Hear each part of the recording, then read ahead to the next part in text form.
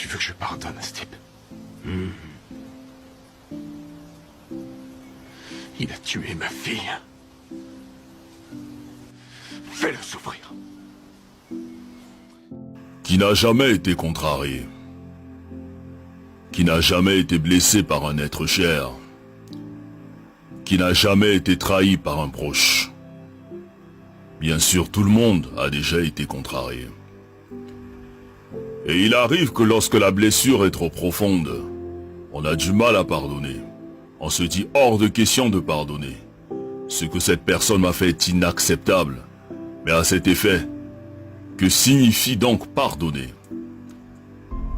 Pardonner, c'est le fait de ne pas tenir compte d'une offense qu'on t'a faite, d'une erreur, d'une faute. C'est le fait de renoncer à punir, de renoncer à se venger, de renoncer à rendre le mal par le mal.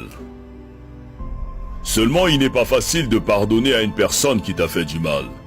Surtout si tu croyais en elle, que tu avais confiance en elle.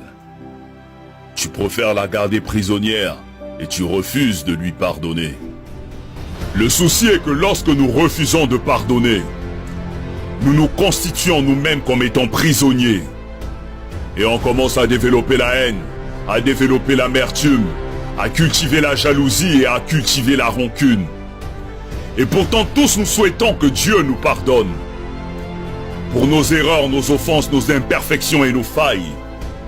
Mais nous refusons de pardonner les fautes des autres, comme si nous n'avons jamais fait du mal à personne, comme si nous étions irréprochables. Qui donc peut oser dire qu'il n'a jamais fait du mal? Qui est parfait? Qui n'a jamais commis d'erreur? Qui n'a jamais fait le moindre mal? On souhaite tous que Dieu nous pardonne pour nos bêtises, mais on refuse de pardonner les fautes des autres, on refuse de leur accorder notre pardon.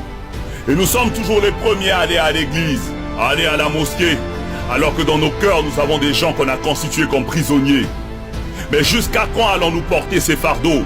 Jusqu'à quand allons-nous refuser de pardonner? Mais qu'est-ce qu'on gagne à détester ceux qui nous ont offensés? Parce que celui qui pardonne est celui qui a décidé d'avancer. Celui qui pardonne est celui qui a décidé de se libérer. Celui qui pardonne a fait le choix de donner un cadeau à quelqu'un même s'il ne le mérite pas. Parce que la rancune est une lourde pierre que celui qui pardonne n'a pas envie de transporter. Quand tu décides de pardonner, tu le fais d'abord pour toi-même.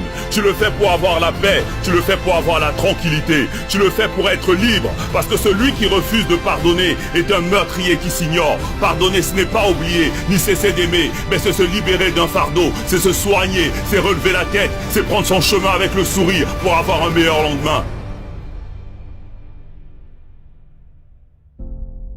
Pardonnons à toutes ces personnes qui nous ont blessés. Pardonnons pour que le Tout-Puissant à son tour puisse nous pardonner. Pardonnons pour être au-dessus de ceux qui nous ont contrariés. Pardonnons pour retrouver la paix et progresser.